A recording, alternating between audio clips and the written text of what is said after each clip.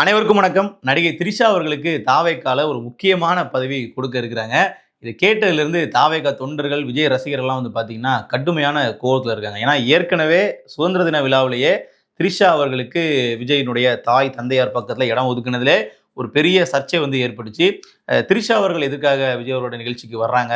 அதுவும் வந்து விஜய் அவர்கள் வந்து சல்யூட்லாம் வைக்கிறாரு அவங்களுக்கு. அப்போ அமைச்சர் புசி ஆனந்த் அவர்கள்லாம் வந்து பார்த்தீங்கன்னா, வணக்கம் போட்டுட்டு போறாரு. இதெல்லாம் எத குறிக்குது? அப்படின்னு பல பேர் டீகோட் பண்ண ஸ்டார்ட் பண்ணாங்க. இப்ப இந்த சம்பவங்கள் குறித்து பத்திரிகைகள்ல சில செய்திகள் வெளியாயிருக்கு. அதுல முக்கியமா சொல்ற விஷயம் என்ன அப்படின்னா, அந்த இடத்தில் திரிஷா அவர்களுக்கு இடம் கொடுத்தது வந்து வேற யாருமே இல்ல. முதலமைச்சர் விஜய் அவர்கள் தான். விஜய் அவர்களை சுற்றி சில பவர் சென்டர்ஸ் இருக்கும் இல்லையா? என்னதான் வந்து முதலமைச்சர் வந்து என்னோட ஆட்சியில பவர் சென்டர்ஸே கிடையாது அப்படின்னாலும், தாவேகாவுல இப்ப விஜய் அவர்களுக்கு அடுத்தபடியா யாரெல்லாம் இருப்பாங்கன்னு பார்த்தோம்னா, முதல்ல புசி ஆனந்த் அவர்கள் இருப்பாரு. அப்புறம் ஆதவ் அர்ஜுனா, ஜான் ஆரோக்கியசாமி போன்றவர்கள்லாம் கிட்டத்தட்ட இந்த 3 பேருக்குமே ஈக்குவல் லெவல்ல தான் பவர் இருக்குங்க. இவர்கள் யாருமே வந்து பார்த்தீங்கன்னா, திரிஷா அவர்கள் கட்சியில வர்றதையோ, இல்ல அவர் வந்து விஜய்க்கு மிக நெருக்கமாக இருப்பதையோ விரும்புறது இல்லை. சொல்லப்போனா தாவேகா தொண்டர்களினுடைய மனநிலை தான் விஜய் அவர்களை சுற்றியுள்ள இந்த புள்ளிகள் மற்றும் அதிகாரிகள். இப்போ வந்து விஜய்க்கு ஆலோசனை கொடுக்கக்கூடிய அதிகாரிகள் முதற்கொண்டு திரிஷா அவர்களை வந்து இப்போ நம்ம கட்சிக்குள்ள கொண்டு வந்தாலோ, இல்ல முக்கியமான நிகழ்வுகள்ல நாம ஷோ பண்ணாலோ நமக்கு பிரச்சனை அப்படிங்கிறத சொல்லியும், இல்லை இல்லை என்னுடைய அப்பா அருகில் இடம் கொடுங்கள் அப்படின்னு சொன்னது விஜய் அவர்கள்னு இப்போ செய்திகள்லாம் வெளியாகுது. இதை கேட்கும்போது நமக்கு என்ன தோணுது அப்படின்னா, இது ஏதோ ஒரு நிகழ்வுக்கு நாம வந்து பாத்தீங்கன்னா சாயம் பூசுறோம். அவங்க எதர்ச்சியா வந்த நிகழ்வுல நாம வந்து அவர் கட்சியில இணைய போறாருன்னு சொல்லி நம்ம பேசிக்கிட்டு இருக்கோன்றதெல்லாம் இல்ல. திட்டமிட்டு ப்ராப்பரா வந்து பாத்தீங்கன்னா லான்ச் பண்ண போறாங்க. அதற்கான வேலைகள் தான் இது எல்லாமே. எப்போ அவர் வந்து கல்பாத்தி ப்ரொடியூசரினுடைய ஃபேமிலி ஃபங்க்ஷன்ல ஒரே ட்ரெஸ் போட்டு கலந்துகிட்டதுல இருந்து இந்த சுதந்திர தின விழாவில் வந்து பாத்தீங்கன்னா அப்படியே வந்து ஆரஞ்சு, வெள்ளை, பச்சைன்னு சொல்லி காம்போல நேஷனல் ஃபிளாகோட கலர்ல வந்து காஸ்டியூம் வந்தது முதற்கொண்டு எல்லாமே இவர்கள் திட்டமிட்டு பண்றதுதான். இது குறிப்பா வந்து எங்க போயிட்டு நிக்க போகுதுன்னு பாத்தீங்கன்னா, அரசியலுக்கு வந்து அவர்களே கண்டிப்பாக கொண்டு வர போகுது. அதுவும் தாவேக்கால அவர்களுக்கு முக்கியமான பொறுப்பு. அது என்ன பொறுப்பு அப்படின்னு கேட்டீங்கன்னா, அது பற்றிய ஒரு செய்தி. அவருக்கு ராஜ்யசபா எம்பி பதவி வந்து முதல்ல கொடுக்க இருக்கிறாங்க. முதல் கட்டமா அதுதான் வந்து கடைசி பதவி நினைச்சிடாதீங்க. முதல்ல உள்ள இன்ட்ரோடியூஸ் பண்ணும்போது வந்து பாத்தீங்கன்னா, ஏன்னா மக்கள் ஓட்டு போட்டு தேர்ந்தெடுக்கிற ஒரு பதவி அப்படின்னா அதுல எக்கச்சக்கமான சிக்கல்கள் இருக்கு. இப்ப நீங்க இடைத்தேர்தலையே சீட்டு கொடுத்து போட்டி போட வச்சீங்கன்னாலும் மக்கள் ஓட்டு போடுவாங்களா? அது ஒரு கேள்விக்குறி. ஆனா தாவேகா தொண்டர்களே ஓட்டு போடுவாங்களான்றது கேள்வி. ஏன்னா திரிஷா அவர்கள் மீது கடுமையான கோபத்தில் இருப்பது வேற யாரும் இல்ல, விஜயினுடைய ரசிகர்கள் தான்.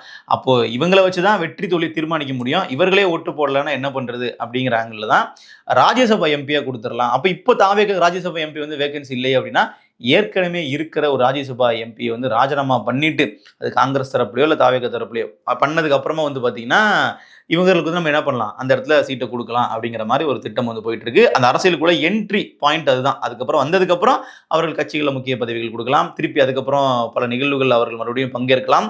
இதெல்லாம் பார்க்கும்போது நமக்கு என்ன தோணுதுன்னா, ஏற்கனவே வந்து பல ஆண்டுகளுக்கு முன்னாடி திரிஷா அவர்கள் ஒரு பேட்டி கொடுக்கும்போது, உங்களோட ஏம் என்னங்கன்னு கேட்கும்போது, எனக்கு முதலமைச்சர் ஆகணுங்க. ஐயோ நான் சத்தியமா சொல்றேன் எனக்கு சிஎம் ஆகணுங்க அப்படின்னு பேசியிருப்பாங்க. அதை இப்ப நம்ம வந்து பொருத்தி பார்க்க வேண்டிய சூழல் ஏற்பட்டிருக்குன்னு சொல்லலாம். நான் சிஎம் ஆகணும். நிஜமாவா? நிஜமா சொல்றேங்க. டெஃபினெட்லி. இதில் கூடுதலா இன்னொரு தகவல், சுதந்திர தின விழாவில் திரிஷா அவர்கள் வந்து வரும் பொழுது அவருக்கு பாடி கார்டாக மஃப்டியில் ஒரு பெண் போலீஸ் வந்து போடப்பட்டிருந்துச்சு. அப்போ இதெல்லாம் நம்ம கவனிக்கணும். ஏன்னா அப்ப எப்படி வந்து ஒரு அரசினுடைய ஒரு அங்கமாக இருக்கக்கூடிய ஒரு போலீஸ் வந்து இன்றளவில் திரிஷா அவர்கள் நடிகை மட்டுமே. அப்ப அவர்களுக்கு எப்படி ஒரு பாதுகாப்பா அவர்கள் போடலாம், பந்தோபஸ்து கொடுக்கலாம் அப்படிங்கிற மாதிரிலாம் ஒரு கேள்வி வருது இல்லையா? ஸோ இது எல்லாத்துக்கும் பதில் தான் திரிஷாவினுடைய இந்த அரசியல் என்ட்ரி. இதுல பெரிய லெவல்ல வந்து பாத்தீங்கன்னா பாதிக்கப்படுறது யாருன்னா தாவேகா தொண்டர்கள் தான். ஏன்னா அவர்களோட 75 வருஷ கட்சியை நாங்க சமாளிக்கிறோம், ஆனா இந்த ஒரு நடிகை எங்களால சமாளிக்க முடியலன்னு சொல்லி புலம்புற அளவுக்கு பொதுமக்கள் மத்தியில் இது வந்து பல கேள்விகளை ஏற்படுத்துது. என்னதான் வந்து இது ஒரு தனி மனித வாழ்க்கை தானே, அவர்கள் வந்து வர்றாங்க போறாங்க, இதெல்லாம் பத்தி நமக்கு என்ன கவலை, ஸோ அதெல்லாம் எதுக்கு நம்ம பேசணும் அப்படிங்கிறதுன்றது தனிப்பட்ட வாழ்க்கையில அவங்க நட்பை பத்தியோ இல்லை அவங்களோட தொடர்பை பத்தியோ நம்ம பேசவே இல்லை.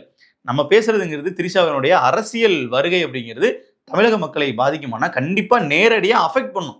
அவர்கள் வந்து நல்லா செயலாற்றலாம், அவர் பதவிக்கு வந்ததுக்கு அப்புறமா சிறப்பா செயலாற்றலாம்.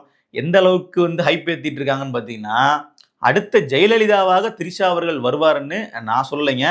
அந்த வைரலா இருக்கக்கூடிய ஒரு ஆண்டி இருப்பாங்க இல்லையா, இன்ஸ்டாகிராம்ல வந்து பார்த்தீங்கன்னா தொடர்ந்து பார்க்கும் போதெல்லாம் அவர்களுடைய வீடியோக்கள் தான் வரும். அந்த அளவுக்கு வந்து பார்த்தீங்கன்னா விஜய் அவர்கள் கர்நாடகா போய் காவிரியை கூட்டிட்டு வர வேணாம், காவிரியே வந்து விஜயை பார்க்க வந்துடும், மகனோட மனசுக்கு ஏற்ற நல்லதாவே நடக்கும்னு சொல்லி அப்படி அப்பப்போ விஜய்க்கு வந்து துதிப்பாடுற மாதிரி ரீல்ஸ்லாம் போடுவாங்க இல்லையா, அந்த ஆண்டி வந்து பார்த்தீங்கன்னா ஜெயலலிதா கூட ஒப்பிட்டு திரிஷா அவர்களை பேசியிருந்தாங்க. அதை விளக்கம் கொடுக்குறது நீங்களே இந்த வீடியோ பார்த்துருங்க. செல்வி ஜெயலலிதாம்மா எவ்வளவோ போராட்டத்துக்கு மத்தியில் சிஎம்மா ஆனாங்க. அவங்க நடிகையாகவும் இருந்தாங்க, மிக சிறந்த அறிவாளி. அவங்கள பீட் பண்ண எந்த ஆணாலையும் முடியல. திரிஷாவால் ஆக முடியாதா? இத்தனை வருஷம் இந்த சினி இண்டஸ்ட்ரீஸ்ல எவ்வளவு பெரிய அறிவாளியா இருந்திருந்தா எவ்வளவு பிரச்சனை வந்தாலும் வா வந்து நில்லுங்கிற தைரியத்துல நிக்குது இல்ல, ஏன் வரக்கூடாது? கண்டிப்பா வரும். இதை பார்க்கும்போது உங்களுக்கு சில விஷயங்கள் தோணலாம், என்னங்க இது வந்து நேச்சுரலா அவங்களுக்கு வந்து ஒரு விருப்பம் இருக்கும், அதை தெரியப்படுத்துறாங்க அப்படின்னு சொல்லிட்டு. இந்த நபர் பத்தி இன்னும் சில விஷயங்கள்லாம் வெளியாகுது. இவர் வந்து ஒரு ஜூனியர் ஆர்டிஸ்ட் மாதிரி, ஒரு சைடு கேரக்டர் மாதிரி படத்துல வந்து போறவங்க. இவர்கள் வேட்டைக்காரன் படத்திலேயே, அதாவது விஜய் அவர்கள் நடித்த வேட்டைக்காரன் படத்திலேயே ஒரு சைடு ஆர்டிஸ்டா வந்திருக்கிறாங்க. அந்த புகைப்படங்கள்லாம் வெளியாகுது. இப்போ அங்க இருந்து தொடர்பு தொடர்கிறதா அப்படின்ற ஒரு கேள்வி வருது. ஏன்னா தாவேக ஆட்சி அமைச்சர்ல இருந்து பாத்தீங்கன்னா என்னுடைய மகன் விஜய் சிறப்பாக ஆட்சி செய்கிறார், அப்படி பண்ணுகிறார், காவிரியில வந்து அவர் எதுவுமே பண்ணாமையே காவிரி தாய் தமிழ்நாட்டுக்கு வந்துருச்சு, அது நல்ல மனசுதான் காரணம், தெய்வத்தின் குழந்தை அப்படின்லாம் பேசிட்டு இருந்தது இந்த மாதிரி அம்மா தான். அப்போ இப்படிலாம் பேசிட்டு இருந்தவங்க இன்றைக்கு திரிஷா அவர்களே ஜெயலலிதாவோடு ஒப்பிட்டு அவர்கள் சிறப்பான ஆட்சி வந்து பண்ணுவாங்க அப்படின்னு பேசுறதெல்லாம் இருக்குல்ல, வீர மங்கை அப்படின்னு சொல்லி போட்டுறதெல்லாம் பார்க்கும்போது தாவேக்கா ஏதோ ஒரு விஷயத்த பெருசா வந்து பிளான் பண்றாங்க அப்படின்னு தான் தெரியுது. ஸோ முதல்ல திரிஷா அவர்கள் அரசியலுக்கு வரக்கூடாதா அப்படின்னு கேட்டீங்கன்னா எல்லாருமே வரலாம். அதுலயும் 2026 சட்டமன்ற தேர்தலில் தாவேக்கா ஆட்சிக்கு வந்ததுக்கு பின்னாடி அரசியலுக்கு வரணும்னா இந்த மாதிரிலாம் பண்ணியிருக்கணும் அப்படிங்கிற தகுதியெல்லாம் நம்ம வச்சு பேச போறதே இல்லை, அதெல்லாம் நம்ம விட்டுட்டோம். இருந்தாலும் அவர்களுக்குன்னு ஒரு அரசியல் பின்புலம் இல்லை, ஒரு சமூக சார்ந்த விஷயங்கள்ல அவர்கள் குரலாச்சு கொடுத்துருக்காங்களா? போராட்டங்கள்லாம் விட்டுருங்க, ஒரு குரலாச்சு கொடுத்துருப்பாங்களான்னு பார்த்தீங்கன்னா கிடையாது. ஈவன் ஜல்லிக்கட்டு போராட்டத்தில் கூட பீட்டாவுக்கு ஆதரவாகத்தான் திரிஷா அவர்கள் பதிவிட்டார் என்பதும் நாம் வந்து கவனிக்கத்தக்கது. ஸோ விஜய் அவர்கள் வந்து ஜல்லிக்கட்டை ஆதரித்து வந்து போராடிட்டு இருப்பாரு, திரிஷா அவர்கள் வந்து ஒரு மாற்று கருத்து உடையவர்களாக இருந்தாங்க. ஸோ இதுதான் வந்து அவருடைய அரசியல் நிலைப்பாடு எடுத்துக்கிட்டோம்னா, அதே மாதிரி பார்த்தீங்கன்னா ஒரு பவர் சென்டரா தான் திரிஷா அவர்கள் வந்து இயங்கணும் அப்படிங்கிற மாதிரி திட்டம்லாம் தீட்டுறாங்க. எப்படின்னா இப்போ நீங்கள் ஜெயலலிதா அவர்கள் எடுத்துக்கிட்டீங்க அப்படின்னா ஜெயலலிதாவுக்கு பின்னணியில் ஒரு பவர் சென்டர் இருந்து சசிகலா, அதே மாதிரி கலைஞர் கருணாநிதி அவர்கள் எடுத்துக்கிட்டிங்கன்னா ஃபேமிலிக்குள்ளே இருந்தது ராசாத்தி அம்மாள், அதே மாதிரி எம்ஜிஆர் அவர்களுக்கு ஜெயலலிதா, இப்போ வந்து விஜய் அவர்களுக்கு திரிஷா அப்படிங்கிற மாதிரி அதை வந்து கொண்டு வர்றதுக்கான வேலைகள்லாம் பார்த்துட்டு இருக்காங்க. இன்னொன்று திரிஷா அவர்கள் வந்து கண்டிப்பாக ஒரு பொலிட்டிக்கல் என்ட்ரிக்காக தான் அவர்களும் வந்து வெயிட் பண்ணுறாங்க.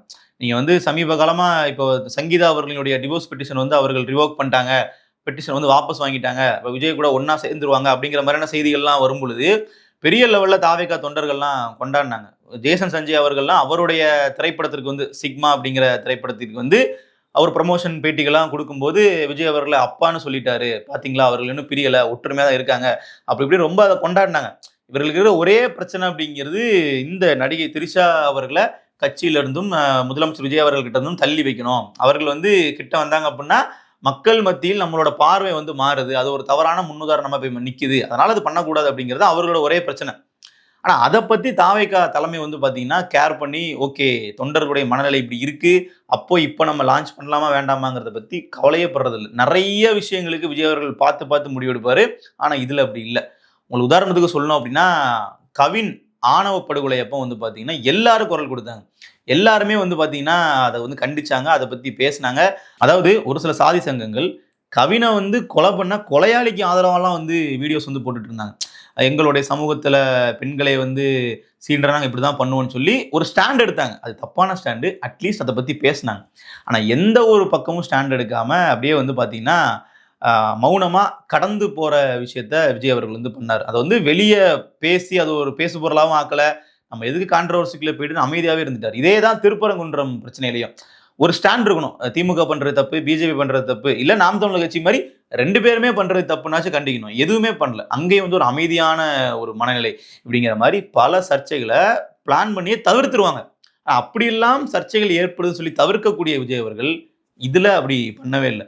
திரிஷாவோட விஷயத்துல நீங்க பாத்தீங்க அப்படின்னா பரவாயில்ல, விமர்சனங்கள் வரும்னு தெரியும், பரவாயில்ல பார்த்துக்கலாம். நீங்க நல்லா பார்த்தீங்கன்னா சுதந்திர தின விழா அன்னைக்கு எல்லா செய்தி சேனல்கள்லையும் திரிஷா அவர்கள் வந்தாரு. என்ன கலர் ட்ரெஸ் உடுத்திட்டு வந்தாங்க, எப்படி அவர்கள் வந்து கை காட்டினாங்க, விஜய் அவர்களுக்கு சல்யூட் வச்சாங்க, விஜயும் திருப்பி சல்யூட் வச்சாரு, அமைச்சர் புஷி ஆனந்த் வந்து வணக்கம் போட்டுட்டு போனாரு. இதெல்லாம் தான் செய்தியாகிட்டே இருந்துச்சு. அப்ப இது எல்லாமே கட்சிக்கு வந்து பேக் ஃபயர் ஆகுது, கட்சி தொண்டர்கள்கிட்டே எதிர்ப்பு இருக்கு அப்படிங்கிறத பத்தி அவர்கள் துளியுமே வந்து பார்த்தீங்கன்னா கவலைப்படவே இல்லை. அதற்கான காரணம் அப்படிங்கிறது அது ஒரு திட்டமிட்ட ஒன்று. ப்ரீ பிளான் பண்ணிட்டாங்க, இதை நம்ம வந்து லான்ச் பண்ணுறோம், பொலிட்டிக்கலாக அவர்கள் நம்ம வந்து கொண்டு வரோம் அப்படிங்கிறது. ஸோ அதனால தான் இந்த ஒரு விஷயம்.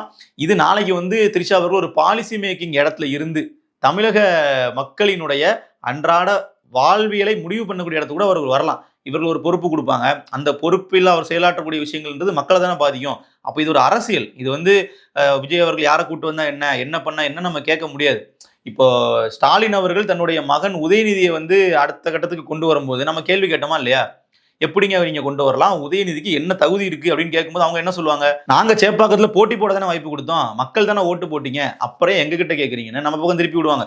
இதே விஷயம் தான் திரிஷா அவர்கள் பக்கமும் நடக்க போகுது. இப்போ ராஜ்யசபா எம்பி கொடுத்தாங்கன்னா நம்ம அவர்களை கேள்வி கேட்கலாம், எப்படிங்க நீங்க வந்து எம்பி சீட்டு கொடுக்கலாம், அது வந்து ஒரு மக்கள் பிரதிநிதிக்காக போக வேண்டிய விஷயம் தானே, இவர்கள் என்ன பண்ணாங்க நம்ம கேட்போம். நாளைக்கே வந்து ஒரு முக்கியமான சீட்டு கொடுத்து தேர்தலில் நிற்க வச்சாங்கன்னு வச்சுக்கோங்களேன், அப்போ நம்ம என்ன கேட்க முடியும்? இந்த மக்கள் ஓட்டு போட்டாலும் போடுவாங்க, அதுக்கான வாய்ப்புகள் தான் இருக்கு. நம்ம எதுவுமே மக்களை வந்து நம்ம கெஸ் பண்ணலாம் முடியாது. இதுக்கப்புறம் ஓட்டு போட்டாலும் போடுவாங்க, நாளைக்கு ஜெயிச்சிருவாங்க. ஜெயிச்சதுக்கு அப்புறம் பாத்தீங்கன்னா மக்களுடைய தீர்ப்பு, நாங்க என்ன பண்ண முடியும், மக்கள் தானே ஓட்டு போட்டாங்கன்னு சொல்லி மக்கள் பக்கம் இதையும் திருப்பி விட்டு போயிடுவாங்க. பட் எப்படி வாரசு அரசியல் வந்து திமுக பண்ணும்போது நம்ம தப்புன்னு பேசணுமோ, அது மாதிரி திரிஷா அவர்கள் யாராவது இருக்கட்டும், இப்போ தாவேக்கா தொண்டர்கள்லாம் விரும்புற மாதிரி தங்கச்சியா இருக்கட்டும், இல்ல தோழியா இருக்கட்டும், யாராவது இருந்துட்டு போட்டோம், அது நமக்கு தேவையே இல்லை. ஆனால் அரசியலில் அவருக்கு என்ன பங்கு இருக்கு, நாளைக்கு நீங்க தாவேக்கான்ற கட்சிக்குள்ள கொண்டு வந்து ஒரு மக்கள் பிரதிநிதி அப்படிங்கிற இடத்துல நீங்க நிப்பாட்டினீங்க, முக்கியமான பதவி கொடுக்குறீங்க, இல்ல ஒரு தேர்தலில் போட்டிட்டு வாய்ப்பு கொடுக்குறீங்க அப்படின்னா அது கண்டிப்பாக கண்டிக்கத்தக்கது.